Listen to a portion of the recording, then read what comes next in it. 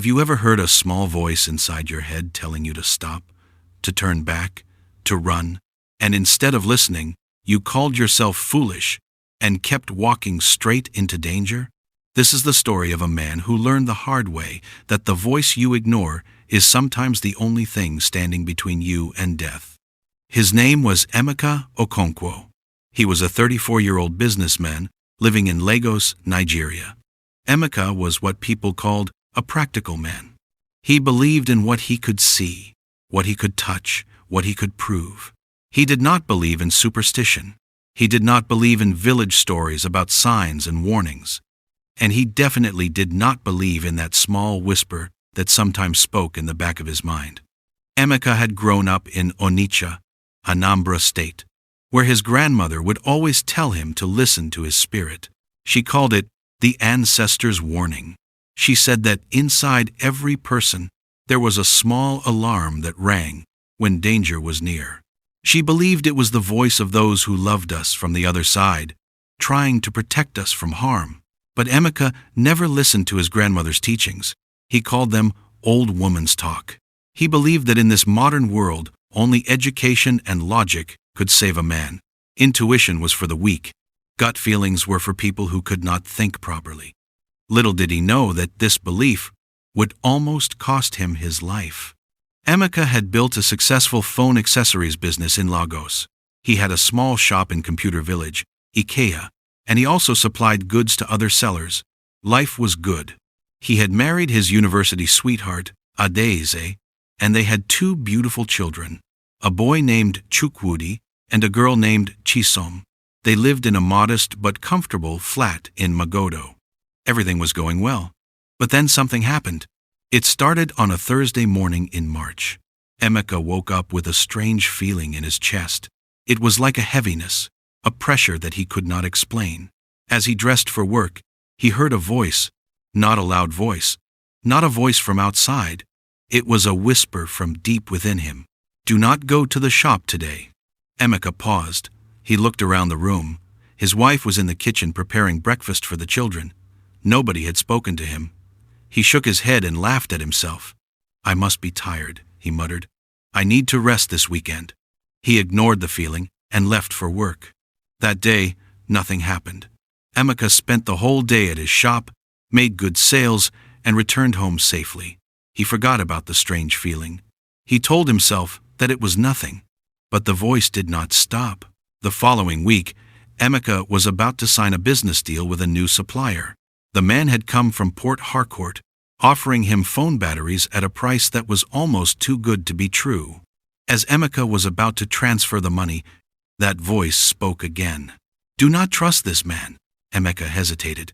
He looked at the supplier. The man was smiling, dressed in expensive clothes, and had all the right answers. Everything seemed perfect. "You are being paranoid," Emeka told himself. "This is a good deal. Take it." He transferred 300,000 naira to the supplier. The man left, promising to deliver the goods the next morning. The next morning came. No delivery. Emeka called the number. It was switched off. He tried again and again. Nothing. He sent messages. No reply. He had been scammed. For days, Emeka was angry. Angry at the supplier. Angry at himself. But not once did he connect the dots. Not once did he remember the voice that had warned him. Months passed. The voice continued to speak, and Emeka continued to ignore it. When the voice told him not to give money to his friend Chinedu for a business, he ignored it. Chinedu disappeared with his money. When the voice told him that his new accountant was not trustworthy, he ignored it. 2 months later, he discovered that the accountant had been stealing from him. Each time the voice spoke, Emeka dismissed it. Each time he dismissed it, something bad happened. But Emeka was a stubborn man. He refused to believe that anything supernatural was guiding him. He called it coincidence. He called it bad luck. But what happened next was something he could never call coincidence. It was a Friday evening in November. Emeka had just closed his shop and was heading home. The traffic on 3rd Mainland Bridge was heavy as usual. He sat in his car, moving slowly, listening to the radio. Then his phone rang. It was a number he did not recognize. Normally, Emeka would not answer unknown numbers at that time of night, but something made him pick up the call. "Hello? Oga Emeka," a voice said on the other end. "This is Ahmed from Kaduna. You remember me? We met at the trade fair last year. I have a very big order for you. Accessories for 500 phones. I want to do business with you." Emeka's heart jumped. 500 phones was a massive order. This could be the biggest deal of his life. "But there is one condition," Ahmed continued. "I am in Lagos right now. I am leaving tomorrow morning. If you want this deal, you must meet me tonight at my hotel in Festac. We can discuss and finalize everything." Emeka thought about it. Festac was not on his way home. It was late. Traffic was bad. But this was a big opportunity. Then the voice spoke. "Do not go." This time, the voice was louder than it had ever been. It was not a whisper. It was almost a shout inside his head. "Do not go to Festac. Go home. Now." Emeka felt his body go cold. His hands began to shake on the steering wheel. Every cell in his body was screaming at him to turn around and go home. The feeling was so strong that he almost drove off the bridge. But then he thought about the money. He thought about the opportunity. He thought about how many times he had felt this way and nothing happened. "I am being foolish," he told himself. "This is just fear. I am a businessman. I must take risks." He told Ahmed that he was on his way. He thought it was his moment of breakthrough. But it was about to become his worst nightmare. Emeka arrived at Festac around 8 p.m. Ahmed had sent him an address, a hotel called Golden Palace. As Emeka drove into the street, something felt wrong. The area was quiet, too quiet. The streetlights were dim, and there were very few people around. The voice screamed again. "Turn back! Turn back now!" Emeka's heart was pounding. Sweat was dripping down his face even though the air conditioner was on. Every part of him wanted to reverse and drive away. But he was already there. He had come all this way. He told himself he was overthinking. He parked his car in front of the hotel. It did not look like any hotel he knew. It was an old building with faded paint and broken windows. This did not look like a place where a businessman would stay. Before he could think further, his door was yanked open. 3 men stood there. They were dressed in black, and their faces were covered with masks. One of them pressed a gun to Emeka's head. "If you shout, you die," the man said. Emeka's world stopped. His blood turned to ice. He could not speak. He could not move. All he could do was stare at the metal pressed against his skull. They dragged him out of the car and pushed him into a dark room inside the building. The room smelled of blood and fear. Emeka saw other people there, men and women, tied up, crying, begging. He had walked straight into the den of kidnappers. For the next 48 hours, Emeka lived in hell. The kidnappers beat him. They starved him. They made him call his wife and beg for ransom. He could hear Adeze crying on the phone, screaming his name, promising to find the money. During those dark hours, Emeka thought about his life. He thought about every time the voice had warned him. He thought about how he had ignored it, over and over again. He thought about his grandmother, who had told him to always listen to his spirit. "Forgive me, Mama," he whispered in the darkness. "I should have listened." On the 3rd day, the police raided the building. Someone had tipped them off about the kidnappers' hideout. Gunshots filled the air. Emeka lay on the ground, praying, crying, promising God that if he survived, he would never ignore his inner voice again. The kidnappers fled, and the hostages were rescued. When Emeka walked out of that building, he fell to his knees and wept. The sunlight touched his face, and he felt like he had been born again.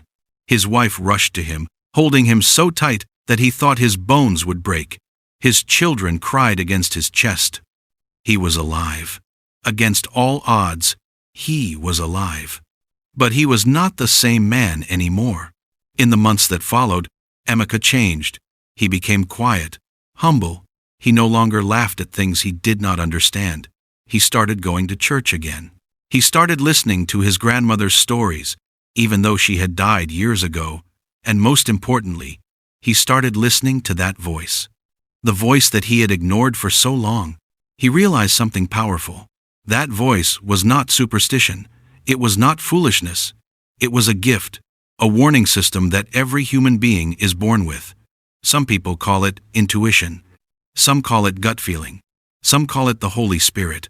His grandmother called it the ancestor's warning. Whatever name you give it, the truth is the same. There is a voice inside you that knows more than your eyes can see. It can sense danger before danger arrives. It can feel lies before they are exposed. It can guide you through darkness when logic fails. But here is the tragedy.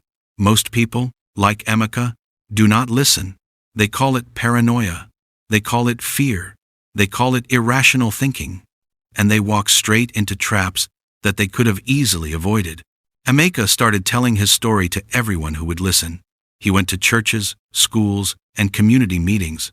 He told them about the phone calls he ignored, the warnings he dismissed, the danger he walked into with his eyes wide open. The voice is not your enemy, he would say. The voice is your friend. The voice is trying to save you.